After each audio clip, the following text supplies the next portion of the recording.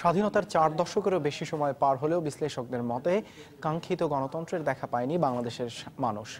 রাজনীতিবিদ এবং গবেষকদের ভাষায় ক্ষমতায় যেতে না পারলে সংসদ বর্জনের সংস্কৃতিকে সঙ্গী করে দেশে একটি নির্বাচন সর্বস্ব গণতন্ত্রের চর্চা হচ্ছে।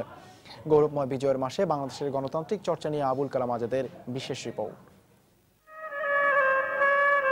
9 মাসের রক্তক্ষয়ী সংগ্রামে 30 লাখ শহীদের বিনিময়ে জাতি পেয়েছিল স্বাধীন সার্বভৌম বাংলাদেশ। কিন্তু মুক্তিযুদ্ধের পর থেকে বাংলাদেশের গণতান্ত্রিক অগ্রযাত্রায় বারবার আঘাত এসেছে।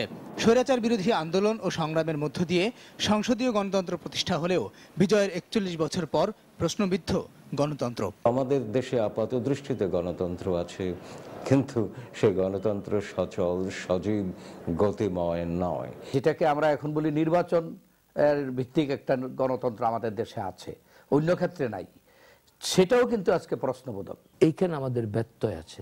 যে একটা লক্ষ্য ছিল যে সকল কর্মকাণ্ডের কেন্দ্রবিন্দুতে রূপান্তরিত করবে আমাদের জাতীয় সংসদ, সেটা আমরা আজও পারিনি। রাজনীতিবিদ ও গবেষকদের ভাষায় প্রকৃত গণতন্ত্রের চর্চা এদেশে এখনো অনুপস্থিত। যেখানে সমাজের সর্বক্ষেত্রে গণতান্ত্রিক চর্চার যেখানে অভাব আছে, তো পার্টিগুলো তো এই দেশের সমাজের বাইরে কিছু না। দলের মধ্যে যদি আরো বেশি গণতন্ত্র থাকতো, গণতান্ত্রিক পদ্ধতিতে যদি সবকিছু হতো, তাহলে আমাদের গণতন্ত্র আরো প্রাতিষ্ঠানিক রূপ পেতে পারত। তাদের মতে গণতন্ত্রের এই অবস্থার জন্য দায় সবারই। আজকে ডাকসু সহ সারা বাংলাদেশের বিশ্ববিদ্যালয়ে নির্বাচন নাই, কলেজগুলিতে নির্বাচন নাই।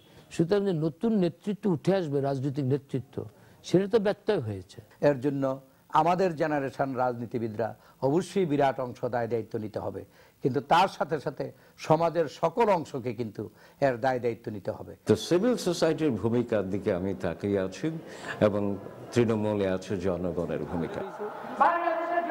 দেশে বহুদলীয় গণতন্ত্রের কথা বলা হলেও সত্যিকার অর্থে দুই জোট বা দুটি দলের মধ্যেই সীমাবদ্ধ আমাদের সংসদীয় গণতন্ত্র।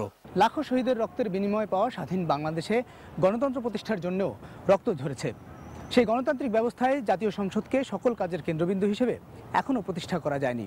বিশ্লেষকরা বলছেন, সত্যিকারের গণতন্ত্র প্রতিষ্ঠার জন্য সবাইকে একযোগে কাজ করতে হবে, আর এক্ষেত্রে রাজনীতিবিদদের দায়িত্ব সবচেয়ে বেশি।